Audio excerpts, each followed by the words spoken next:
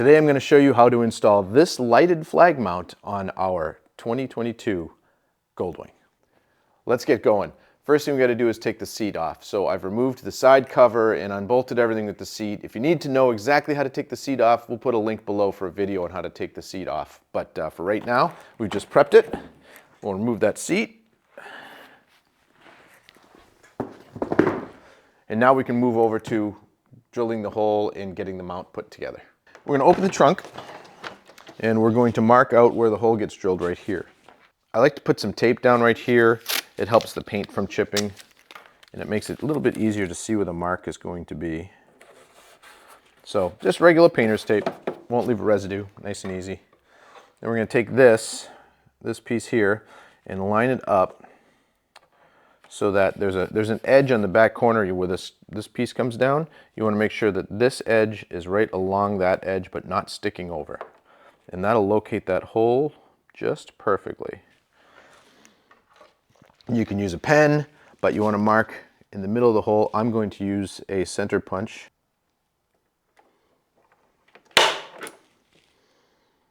There we go. Now remove this. You don't want to drill through it because it can spin. And just a standard 1/4 inch bit. You can use a 6mm too. And then we're going to drill this hole right here. We want to make sure that you only drill through this panel. So go slow.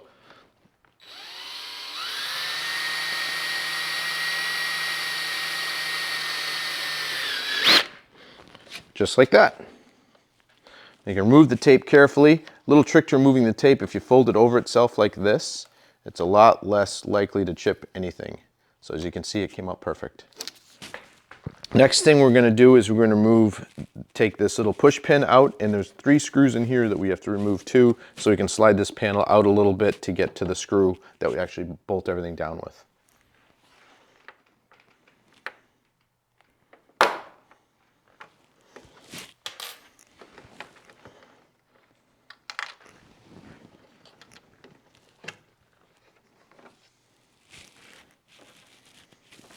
So we're simply going to remove these 3 screws, 1, 2, and 3. And save them because we're going to put them back in when we're done.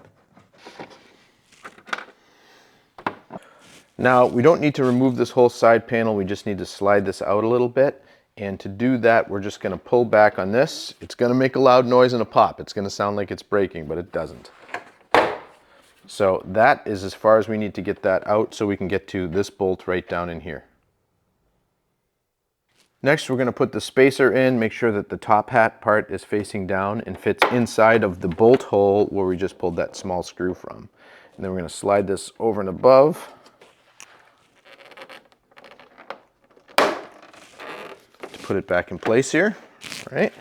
To make sure that your spacer is lined up at the hole, you can just slide something in there to line it up.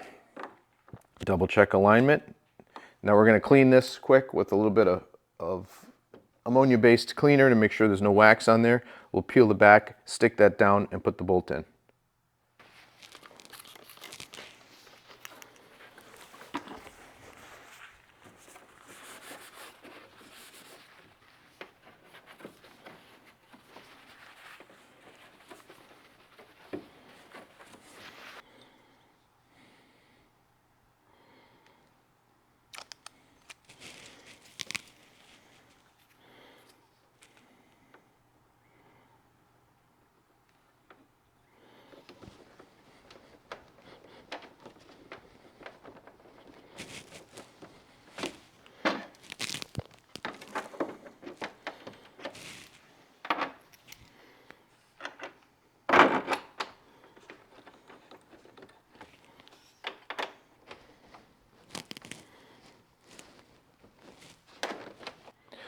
With the mount up there nice and solid, now we can reinstall these 3 small screws we took out from here.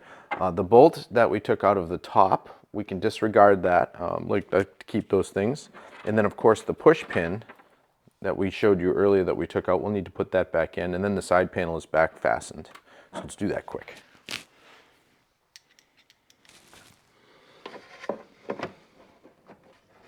And it's important on these, do not over tighten them because you can strip out the plastic that they're going to. You just want to get them snug, but don't over tighten. Let me show you the trick about using these reusable pins. As I showed you when we took it out, we pushed that pin in. We need that pin to be popped back up like that. So kind of like when the turkey's ready on Thanksgiving. And then we'll put it back in the hole and then push this right back down, and that's what locks it, is when it's flush like that, it'll be locked. Now to mount the flag to the mount, we're going to use this screw here and a lock washer and a standard washer. Just like that. We'll put the flag on. Carefully screw it up from the bottom here. And make sure the flag part is aimed back.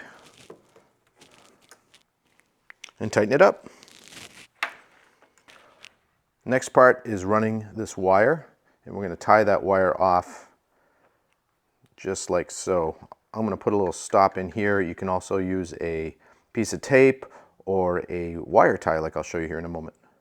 Okay, we're going to tie this wire down. I'm going to clean this off, make sure there's no wax or grease or anything on it. Just a little ammonia-based window cleaner, basically. And I'm going to cinch it down with one of these and a wire tie. These wire ties will come with it, the little zip ties. You can use a piece of tape, or these are available just about any hardware store as well. And it's just a peel and stick. You want to make sure that wire comes behind the bolt here. And we're going to fold it over and see where it needs to be, and we'll hold it there. So we'll put this piece right where that wire was, just like so. Take our wire tie and put it through, go around the wire. I'm going to snug it up a bit, and then that'll keep it nice and tight. We'll clip off the end, and then we're going to move to running the wiring rather, down to the battery. So there's a gap in here, and you just need to put these wires down in here and feed them down like so, and then we'll go from the other side and pull them out the bottom. So the wire will come out somewhere in this general area down here. And just pull it through. I like to feed it from the top as I'm pulling it, just to make sure that there's nothing going to bind and slip. Make sure we're clear on the top side. We are. Now we want to route this wire. Now this is important. You want to route it. You don't want to route it across the top of this because the seat can touch off on that. So come around underneath this ledge, just like so. And I'm going to go under the bar.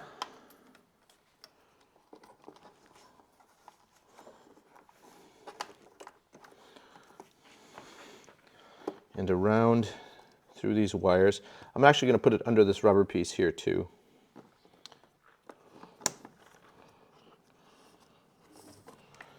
Pull it through, and then down towards where we're going to put the ends on and attach it into the fuse box. So next we're going to put these connectors on the end. What I like to do is just with a little needle nose is just pre-bend these inner ones just slightly. Pre-bend those in, because as you can see when the wires go in, if it's pre-bent it'll be a little easier to get crimped than that. So with that, let me show you how to crimp them.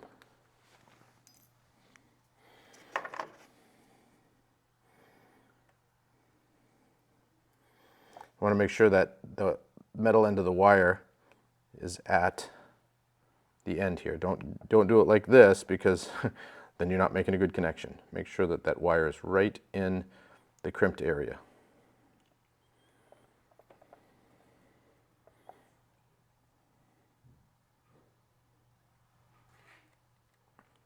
I'll crimp that side down. Now I'm going to just use my standard crimping tool.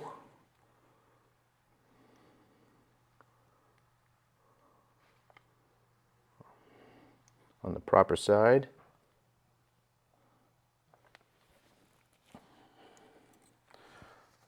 Make sure that that wire is nice and crimped on there, and then we'll fold these other two tabs over, and that will hold the wire nice and tight.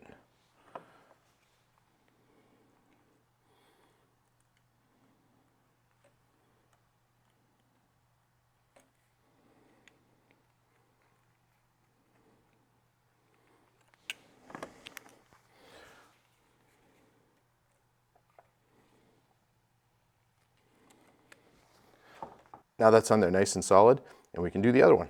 Connectors are on. Now we've got to get inside this box. There's a accessory terminal right in behind here. So to open this, you push this tab in, pull the back out like that, and just this comes right off.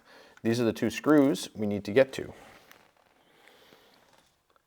Now if these have never been off, they can be very, very sticky the first time. So I've had these off, but make sure that you push in nice and hard when you turn so that you don't strip them. So the top is positive, that's the red. The bottom is negative, that's black.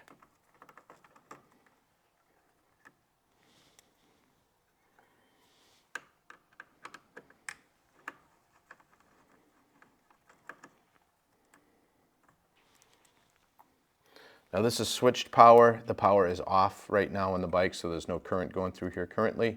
But I always do the positive first and then do the negative. Now there's also a little slot on the side here, right there and right there, that allows the wire to come through without getting pinched. So make sure you get it in the right spot. Again, red wire, positive, on top. And make sure those are nice and snug. We'll do the ground wire, and then we will test the light to make sure it works.